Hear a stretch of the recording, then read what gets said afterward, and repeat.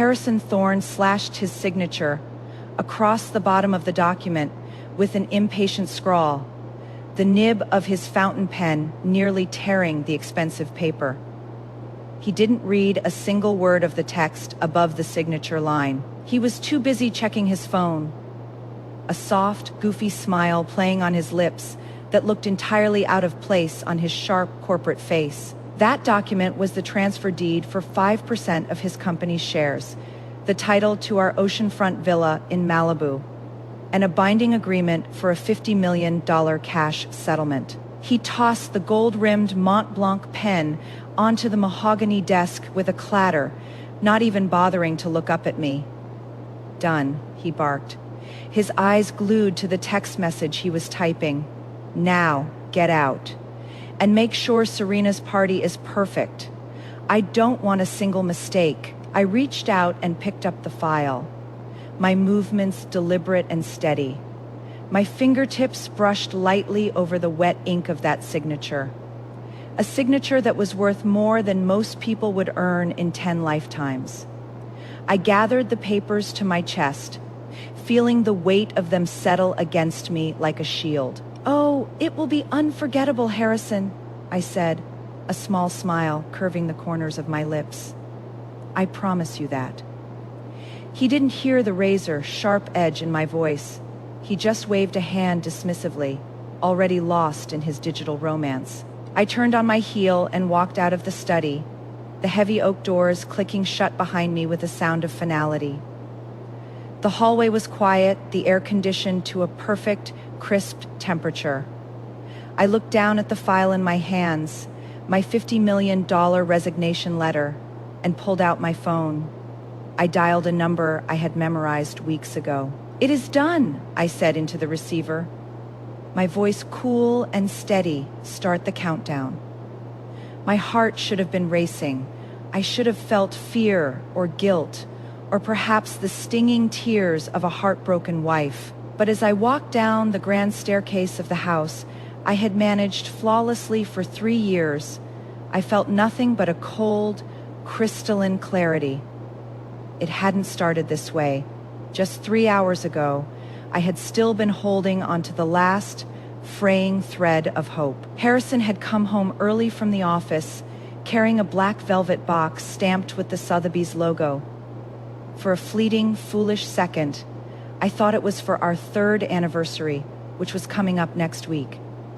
I had stood there, smoothing down my skirt, waiting for him to kiss my cheek. Instead, he had opened the box to reveal a pink diamond necklace that seemed to suck the oxygen right out of the room.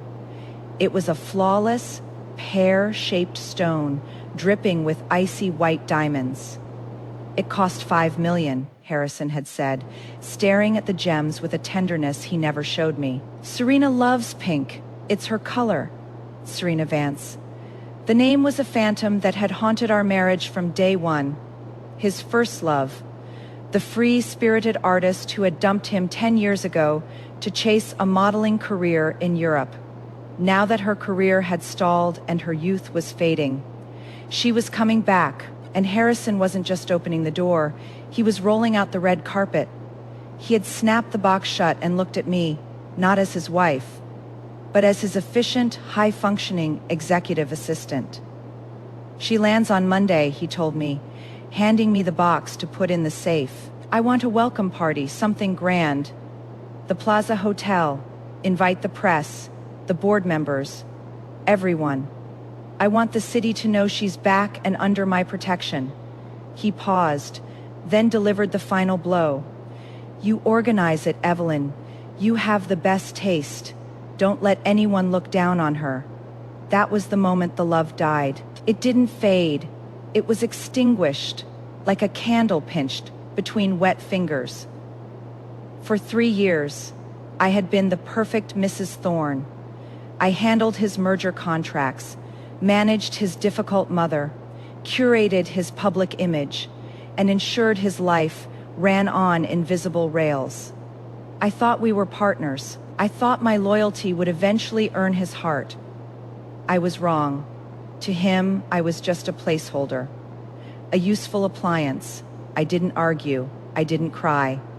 I simply went to the kitchen, poured him a glass of water at exactly 113 degrees Fahrenheit, just how he liked it, and carried it to his study. But underneath the tray, hidden beneath the party planning itinerary and the insurance renewals, was the document my lawyer had drafted weeks ago. It was a post-nuptial asset allocation agreement, cleverly disguised under a cover sheet that looked like routine tax filings. Harrison was stressed about a merger. He was distracted by Serena's incoming texts. He was arrogant enough to believe I would never betray him, and lazy enough to never read what I put in front of him. He drank the water I brought him. He complained about the temperature being 1 degree off, and then he signed away his fortune to the woman he was dismissing. Standing in the foyer now, clutching that file, I looked around the pristine living room. I saw the Ming Dynasty vase I had bought at auction for him. I saw the curtains I had ordered from Italy.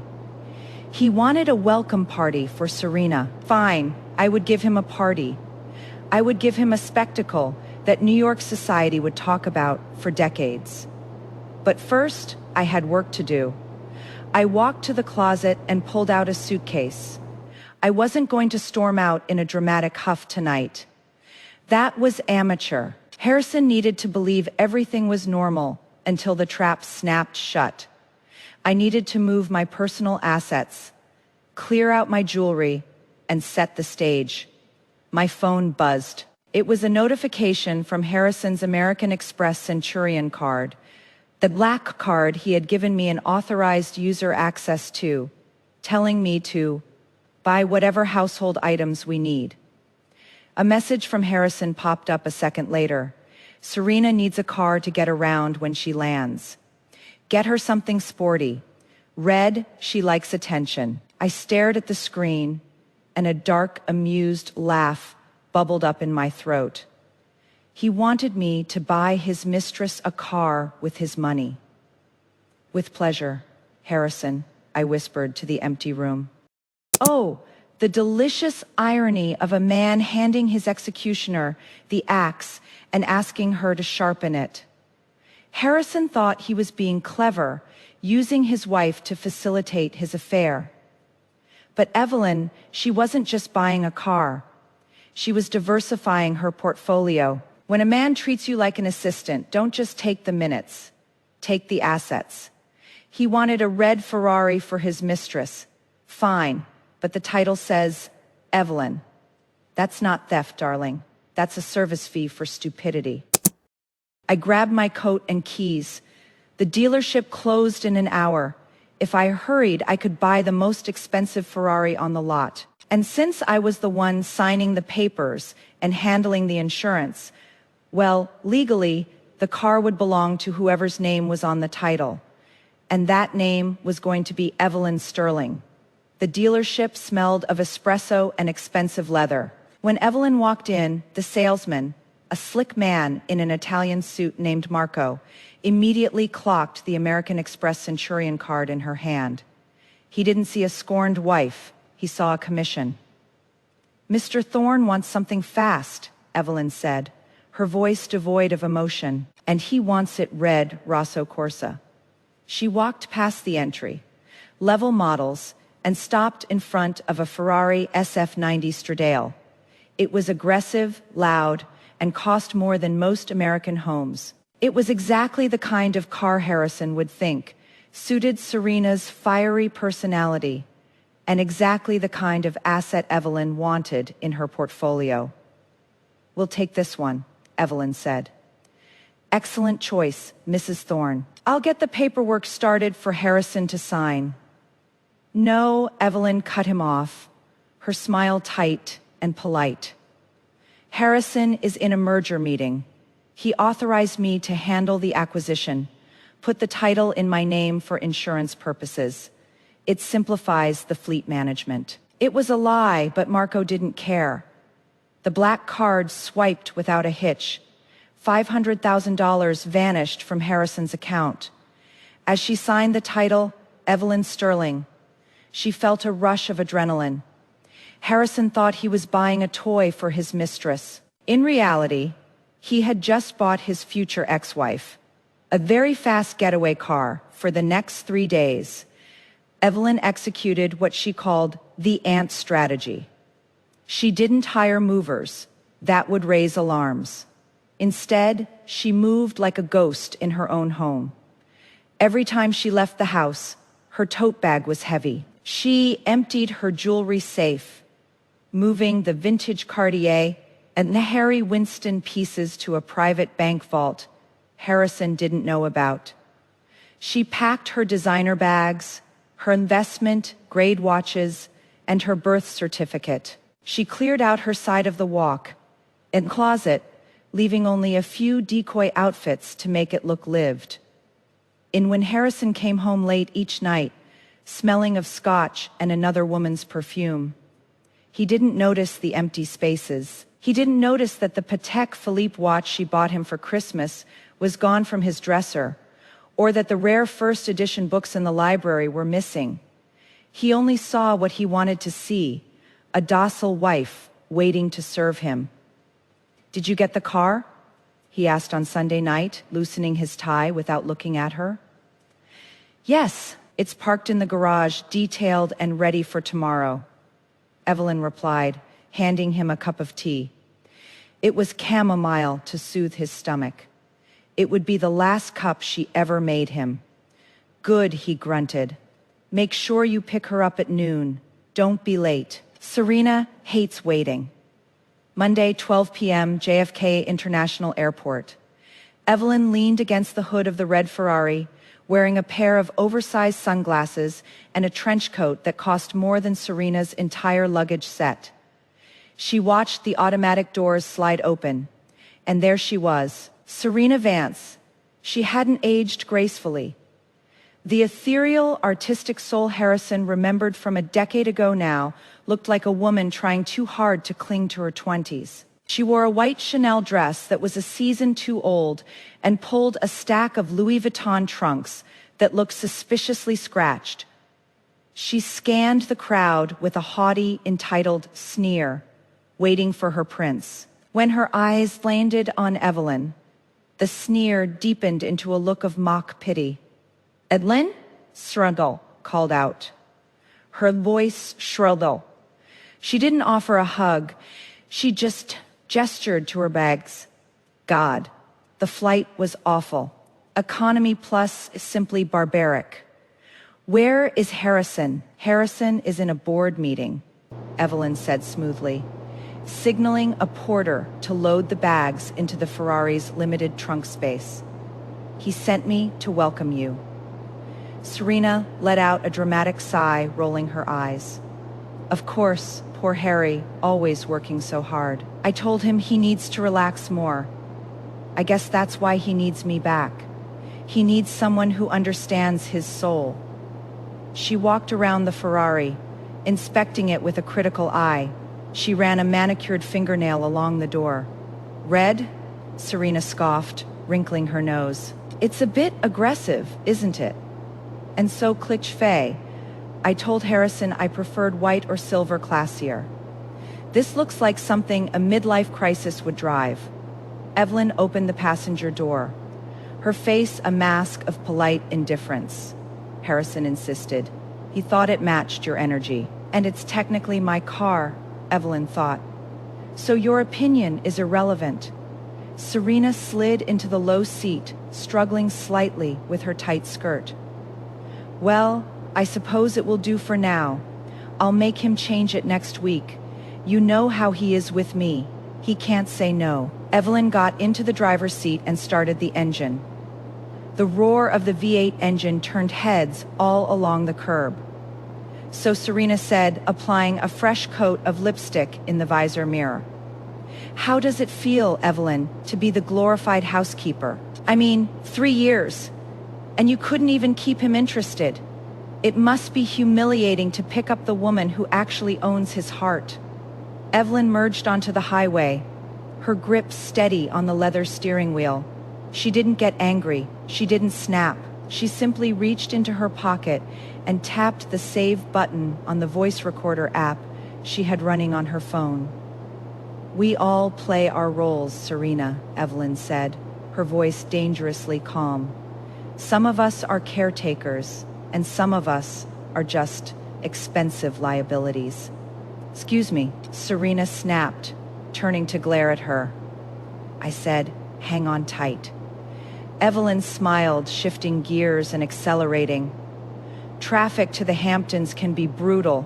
As the city skyline receded behind them, Serena began to chatter on the phone to a friend, bragging about the welcome party and how Harrison was wrapped around her finger. Evelyn tuned her out, her eyes fixed on the road ahead. Let her gloat. Let her think she had won the lottery. Serena didn't realize she wasn't being driven to a coronation. She was being driven to a crime scene where she would be left holding the smoking gun. Evelyn glanced at the GPS. The destination wasn't home. It was the hotel. The stage was set. "Enjoy the ride, Serena," Evelyn thought, the ghost of a smile touching her lips.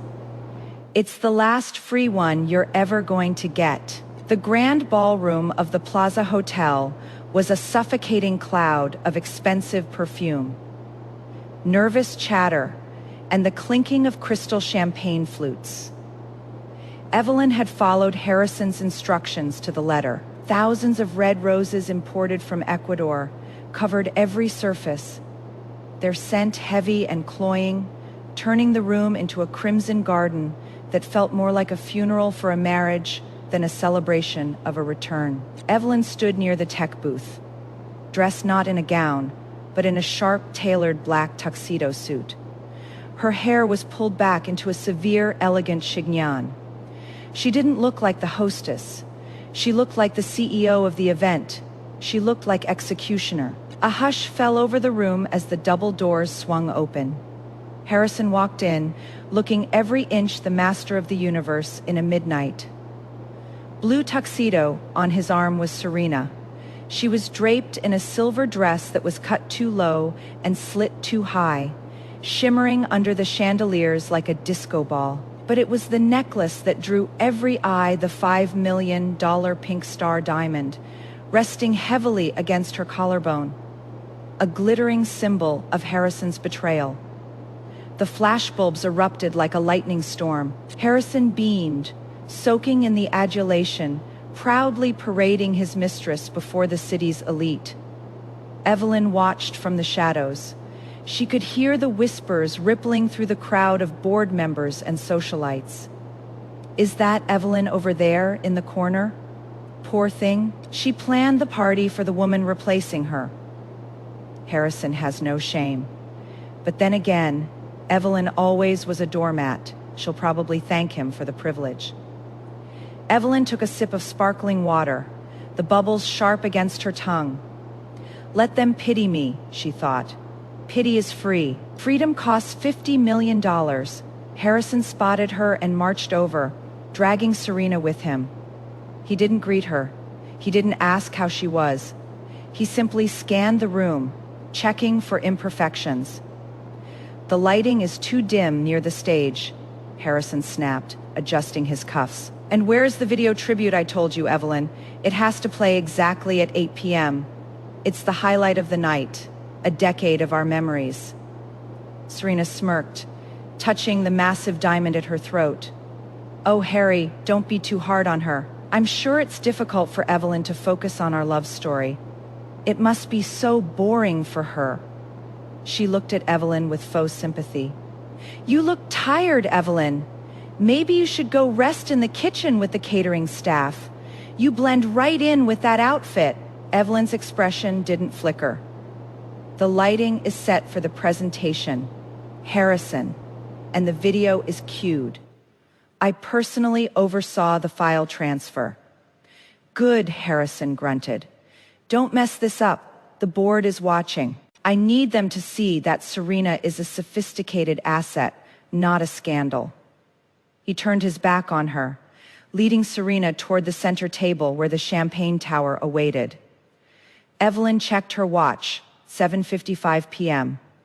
She turned and walked into the audiovisual booth, a small, darkened room behind the main stage. The projectionist, a young man named Dave, looked up nervously. "Mrs. Thorne," Dave said, "I have the file Mr. Thorne sent over. The Harrison and Serena. A love eternal montage. It's queued up." "Change of plans, Dave," Evelyn said, her voice calm and authoritative. She pulled a sleek, black USB drive from her pocket. There was a corrupted file in the original. "Harrison sent me this updated version. Use this one instead." Dave hesitated. He was pretty specific about the music. "I'm his wife, Dave. I manage his life." "Do you think I would give you the wrong file?" Evelyn raised an eyebrow, channeling the icy competence she was famous for. Dave wilted. He took the USB drive and plugged it in. "Okay, new file loaded. Ready on your signal." "Perfect," Evelyn said. "And Dave, once it starts, lock the controls. We don't want any technical glitches interrupting the flow." "You got it." Evelyn stepped back out into the ballroom. The air felt electric, charged with the impending storm. She moved to the side of the stage, gripping a small remote control in her pocket. At 8 p.m. sharp, the house lights dimmed. A single spotlight cut through the darkness, illuminating Harrison and Serena standing by the microphone. Harrison tapped the mic, the sound booming through the silent room. He looked out at the audience, his face flushed with triumph and arrogance. He believed he had it all: the money, the power, the wife who served him, and the mistress who adored him. "Ladies and gentlemen," Harrison began, his voice smooth as silk, "thank you for joining me tonight. Tonight isn't just a party, it's a celebration of a love that defied time. 10 years ago, I lost a part of my soul. Today, she has returned to me." He looked down at Serena, who wiped a fake tear from her eye. "I asked my wife, Evelyn, to put together a video," Harrison continued, not realizing he had just handed the detonator to his executioner. "To show you all the beauty of the woman who holds my heart, Evelyn, if you would." Harrison gestured grandly toward the massive LED screen behind him. The entire room turned their eyes to the stage. Evelyn stepped out from the shadows. She didn't look at the screen. She looked directly at Harrison. She pulled her hand from her pocket, her thumb hovering over the button on the remote. "As you wish, Harrison," she said, her voice soft, yet it carried through the silence like a gunshot. She pressed the button. The screen flickered to life, but the soft, romantic piano music Harrison had chosen didn't play, and the grainy photos of a young Serena in Paris didn't appear. Instead, a stark, high-definition document filled the massive screen. The header was zoomed in, bold and black: post, nuptial asset dissolution, and divorce agreement. The room gasped. It was a collective intake of breath that sucked the air out of the ballroom. Harrison froze, his smile faltering. He turned around slowly to look at the screen, confusion clouding his eyes. "What is this?" he whispered, his voice trembling slightly. "Evelyn, what did you do?" Evelyn smiled. It wasn't the polite smile of a trophy wife. It was the smile of a woman who had just lit a match and was watching the bridge burn. "I fixed the video, Harrison," she said, stepping into the spotlight. "I thought the audience would prefer a documentary over a fairy tale. This is masterclass level petty, and I am here for it. Why scream in private when you can broadcast the receipts in 4K? Evelyn didn't just expose him. She turned his narcissism into a spectator sport. Harrison curated an audience for his ego, and Evelyn gave them a front row seat to his bankruptcy. It's a reminder, if you're going to live your life as a performance, make sure you're the one directing the final scene." The silence in the ballroom was absolute. It was the kind of heavy, pressurized silence that precedes a tsunami. 300 of New York's wealthiest people stared slack, jawed at the giant LED screen. There, magnified for all to see, was Harrison Thorne's signature. It was scrawled impatiently, unmistakably his, right below a clause titled Section 8, Settlement Distribution. Evelyn's voice cut through the quiet, magnified by the sound system. She didn't shout. She spoke with the calm, measured cadence of a woman reading a quarterly earnings report. As you can see on screen, Evelyn began, gesturing to the glowing text. Mr. Thorne has generously agreed to the terms of our separation. In recognition of my 3 years of service as his wife, PR manager, and household CEO, he has transferred the deed to the Malibu estate, 5% of Thorne Enterprises voting shares, and a lump sum of $50 million to me. What? Harrison choked out. He lunged toward the tech booth, waving his arms. Turn it off. Cut the feed. It's a fake. She's lying. But the screen changed. It wasn't just the contract anymore. It was a video clip. It was the footage from the car ride earlier that day. Serena's voice, shrill and entitled, boomed through the speakers. How does it feel, Evelyn, to be the glorified housekeeper? I'll make him change the car next week. This looks like something a midlife crisis would drive. The crowd gasped. Several board members frowned, exchanging dark looks. Harrison stopped mid-stride, his face draining of color as he heard his perfect, soulful Serena mocking the wife he had built his reputation on. Serena stood frozen on stage, her hands clutching the $5 million necklace as if it were a life preserver. Harrison, do something. She fabricated this. That's AI. I never said that. Evelyn walked up the steps to the stage. She stood next to Harrison, who was trembling with a mix of rage and terror. She looked taller than him in that moment, armored in her truth. It's not AI, Serena. It's a dash cam. Evelyn said coolly. She turned to the crowd. For 3 years, I have protected this man's image. I have hidden his drinking, cleaned up his messes, and made him look like a competent leader. But I cannot protect a man who doesn't respect the person protecting him. She reached into her jacket pocket and pulled out the physical copy of the agreement, the one with the wet ink still fresh. She held it up. You signed this, Harrison, last night. You were so busy texting Serena, so eager to push me out to make room for her, that you didn't even read what you were signing. You signed away your fortune because you were too arrogant to believe I would ever stop serving you. Harrison stared at the document. The memory hit him like a physical blow. The distraction, the annoyance, the hasty scribble. You tricked me, he hissed, his voice cracking. That's fraud. It's negligence, Harrison, Evelyn corrected him, her voice ice cold. And in business, negligence has consequences. She turned to face him fully. For the first time in years, he really saw her. Not the furniture, not the assistant, but the formidable woman he had taken for granted. I am resigning, Harrison, as your wife, as your fixer, as your doormat. Evelyn raised her left hand, the simple platinum band he had given her 3 years ago. Chosen by his mother, not him, glinted under the spotlight. With a slow, deliberate movement, she slid it off her finger. She didn't throw it at him. She didn't make a scene. She simply walked over to the towering pyramid of champagne glasses. Clink, she dropped the ring into the top glass. The sound was delicate, precise, and final. Harrison, you are fired, she said. Flashbulbs exploded like strobe lights. Reporters were shouting questions. Mrs. Thorne, is the divorce final? Harrison, is the company solvent? Serena, comment on the recording?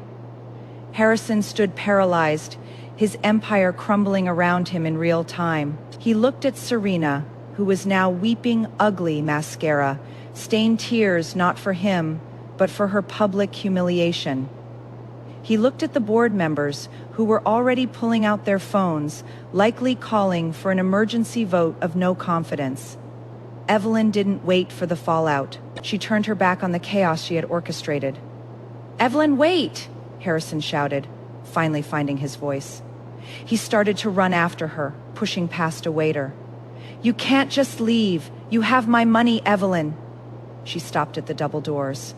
She didn't turn around. She just raised a hand in a lazy wave, a gesture of absolute dismissal. "It's my money now, Harrison," she called back over her shoulder. "Consider it severance pay." She pushed open the doors and walked out into the cool New York night. The air tasted sweet. It tasted like $50 million. It tasted like freedom. She pulled out her phone and sent one final text to her lawyer. "The show is over. Release the press statement." Behind her, inside the ballroom, the shouting grew louder, a cacophony of a life she no longer lived. Evelyn hailed a cab, slid into the back seat, and watched the city lights blur past. "Where to, lady?" the driver asked. Evelyn smiled, a true, radiant smile that reached her eyes. "JFK Airport," she said. "I have a flight to Paris to catch." 3 weeks after the Plaza incident, as the tabloids had gleefully dubbed it, Harrison Thorne's life wasn't just spiraling, it was free, falling without a parachute. The fallout had been nuclear. The video of Evelyn's resignation had gone viral, garnering millions of views. The board of directors, terrified by the plunging stock price and the public outcry against a CEO who treated contracts and wives with such negligence, had placed Harrison on mandatory administrative leave. He wasn't just the Wolf of Wall Street anymore. He was the internet's favorite punchline. Harrison sat in his penthouse living room, the only property he had left since Evelyn had legally claimed the Malibu beach house. The air was thick, but not with the scent of fresh lilies and lemon polish like it used to be. It smelled of stale pizza, spilled wine, and Serena's overpowering vanilla vape smoke. "Can you please turn that music down?"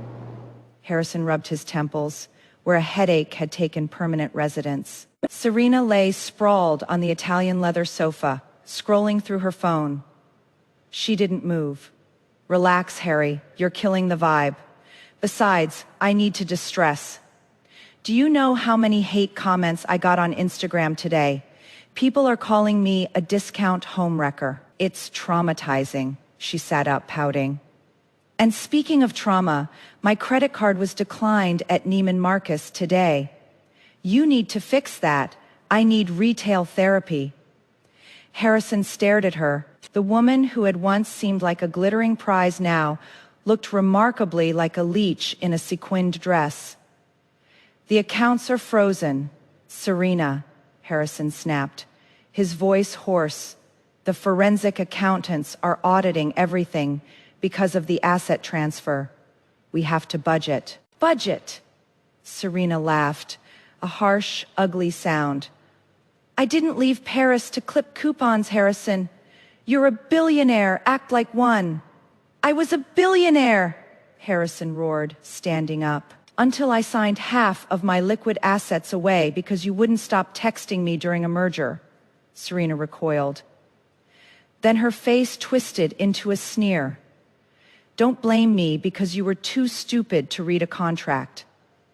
Evelyn played you. She played you like a fiddle. And now you're taking it out on me because you're embarrassed."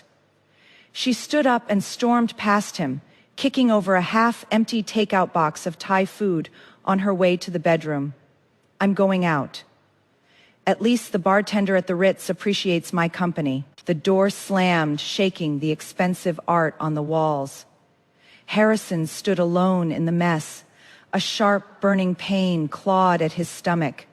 His ulcer was back.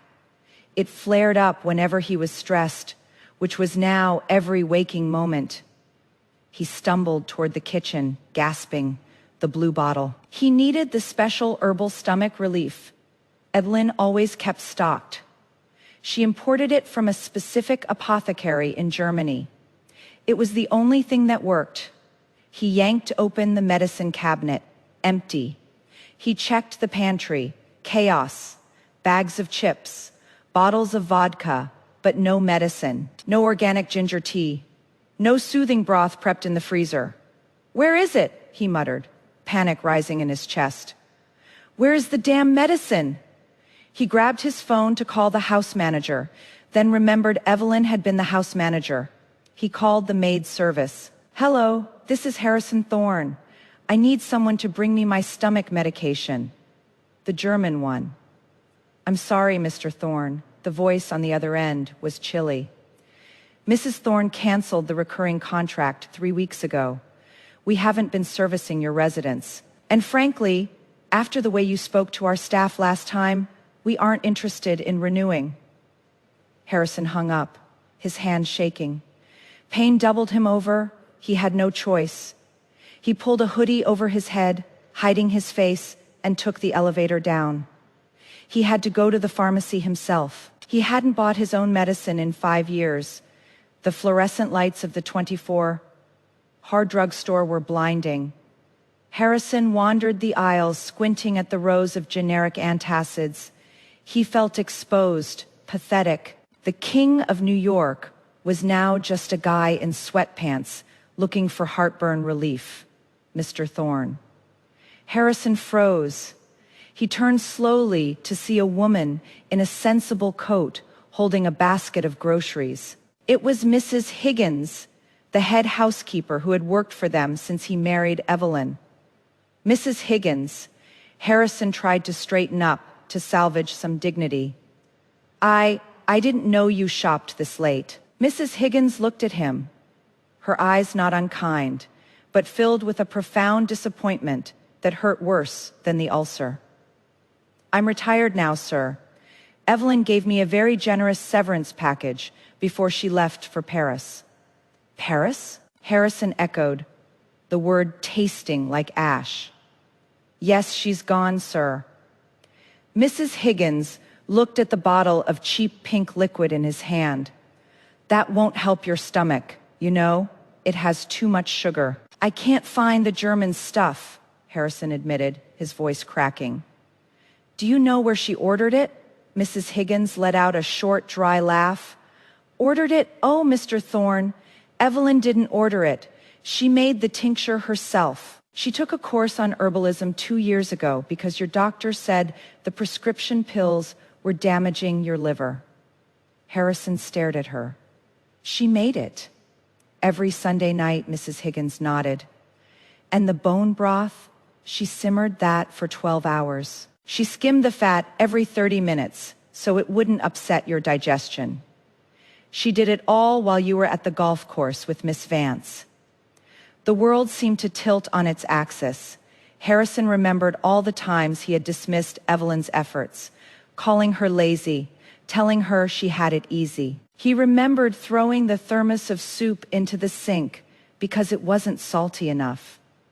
"She loved you very much, Mr. Thorne," Mrs. Higgins said, adjusting her scarf. "But you can only kick a dog so many times before it bites back, or in Evelyn's case, before it simply walks away." There it is, the quiet, devastating truth that men like Harrison never see coming. They expect anger, tears, fighting, because that means they still matter. What they can't handle is indifference. Evelyn didn't leave because she hated him. She left because she outgrew the container. He tried to keep her in, walking away without a backward glance. It says, "You aren't even worth the energy of a goodbye." Mrs. Higgins patted his arm, a gesture one might give to a lost child. "Good luck, sir. I think you're going to need it." She walked away toward the checkout counter. Harrison stood paralyzed in the middle of aisle, surrounded by cheap candy and discounted vitamins. The buzz of the refrigerator hummed in his ears. He looked down at the plastic bottle in his hand. He had traded a woman who spent 12 hours making him soup for a woman who couldn't be bothered to stick around when his credit card declined. He had traded a diamond for a piece of glass. A sob ripped through his chest, loud and ugly. He covered his mouth, sinking to his knees on the cold linoleum floor, weeping for the perfect life he had murdered with his own arrogant hands. 2 years had passed since the night the champagne glass shattered on the floor of the Plaza Hotel. In a cramped, one-bedroom apartment in Jersey City, the radiator hissed and clanked, fighting a losing battle against the bitter November chill. Harrison Thorne sat at a wobbly IKEA desk, the kind he would have once fired an intern for buying. He wore a sweater that had seen better days, the cashmere thinning at the elbows. He wasn't the CEO of Thorne Enterprises anymore. The board had voted him out 3 months after the scandal, citing gross incompetence and reputational liability. The bankruptcy courts had taken the rest. The penthouse, the cars, the art collection, all liquidated to pay off creditors and the endless legal fees. Selena. She had lasted exactly 6 weeks after the money dried up. She left a note on the kitchen counter saying she needed to find herself in Dubai. He hadn't heard from her since. Harrison took a sip of lukewarm instant coffee and clicked on a link a former colleague had sent him out of spite. The subject line read, "Thought you'd want to see this." It was a live stream from Vogue France. The video loaded. The setting was Paris, specifically the trendy Le Marais district. A sleek, modern art gallery was bathed in the golden light of the late afternoon sun. The crowd was chic, artistic, and vibrant. A stark contrast to the stuffy, terrified board members Harrison used to command. And there she was. Evelyn. Harrison leaned closer to the screen, his breath hitching in his throat. She looked different, younger. The severe buns and stiff business suits were gone.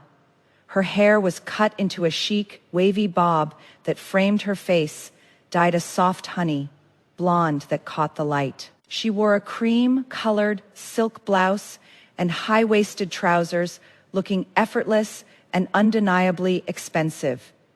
But it wasn't the clothes. It was her smile. It reached her eyes. It was a smile he realized, with a sinking heart, he had never put there. A reporter thrust a microphone toward her. "Evelyn, your gallery opening is the talk of the season. This collection, Rebirth, feels incredibly personal. What inspired this sudden shift from? Well, your previous life in New York corporate finance?" Evelyn laughed, a sound like wind chimes. "I spent a long time managing other people's assets, making sure their lives were perfect while mine was on pause. I realized that the most valuable asset I had was my own happiness. So I stopped investing in a sinking ship and started investing in myself." Harrison flinched. The metaphor was clear. He was the sinking ship, and you have a partner in this venture? The reporter asked, glancing to the side. "In the gallery and in life," Evelyn said, her eyes softening.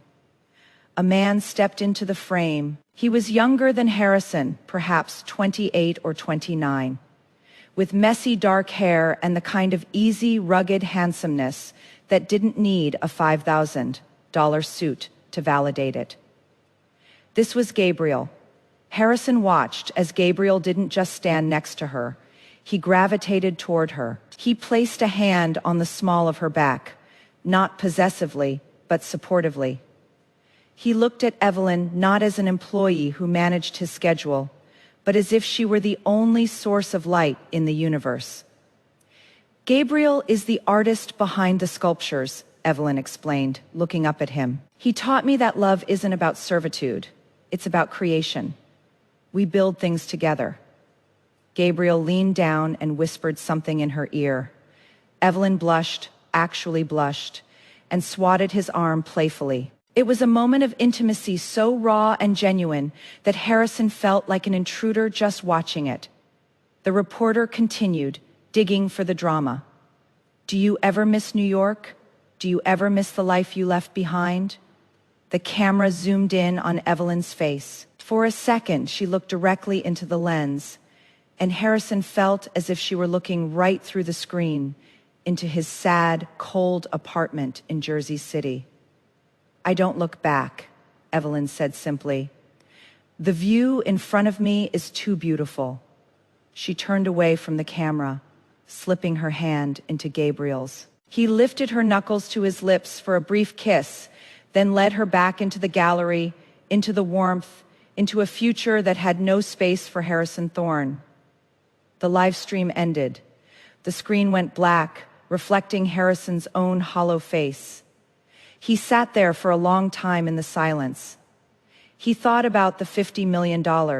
At the time, he thought she had robbed him. He thought she was a gold digger who had played the long game. But looking at her now, living in Technicolor, while he rotted in grayscale, he realized the truth. She hadn't taken the money to hurt him. She had taken the money because it was the only thing he had ever given her. It was the severance pay for a job. She had tried to give him a home, a family, a partnership. She had tried to give him her heart. And he traded it all for a pink diamond and a ghost from the past. Harrison closed his laptop. He stood up and walked to the window, looking out at the gray, weeping sky. His stomach gave a familiar, sharp twinge of pain. He instinctively reached for the cabinet, hoping for that soothing herbal tincture. But his hand met only empty air. There was no one to make the soup. There was no one to organize his life. There was no one coming to save him. Thousands of miles away, in this city of lights, Evelyn Sterling took a sip of champagne. A cheap, cheerful vintage she and Gabriel had picked out together. It tasted sweet. It tasted like victory. She didn't think of Harrison. She didn't think of Serena. She simply leaned her head on Gabriel's shoulder, watched the sun set over the Seine, and for the first time in her life, she was exactly where she was meant to be. Let's be clear, Harrison didn't lose his fortune because of a bad contract. He lost it because he underestimated the labor of love. He thought the soup, the scheduling, the silent support. He thought these were natural resources, limitless and free. He learned the hard way that a high-functioning wife isn't a given. She is a luxury product. And when you stop paying the maintenance fee, the service gets cut off. Evelyn's story isn't just about revenge porn for the scorned. It's a business case study. She treated her marriage like a failing startup. She attempted a pivot, realized the CEO was incompetent, liquidated her assets, and invested in a better venture. So I want to hear from you in the comments. Have you ever been the fixer in a relationship? The one holding everything together while your partner plays the main character? And more importantly, when you finally walked away, did they realize you were the load-bearing wall? Tell me your "I resigned as your wife" moment below. I'll bring the popcorn, you bring the tea, Madam Readout.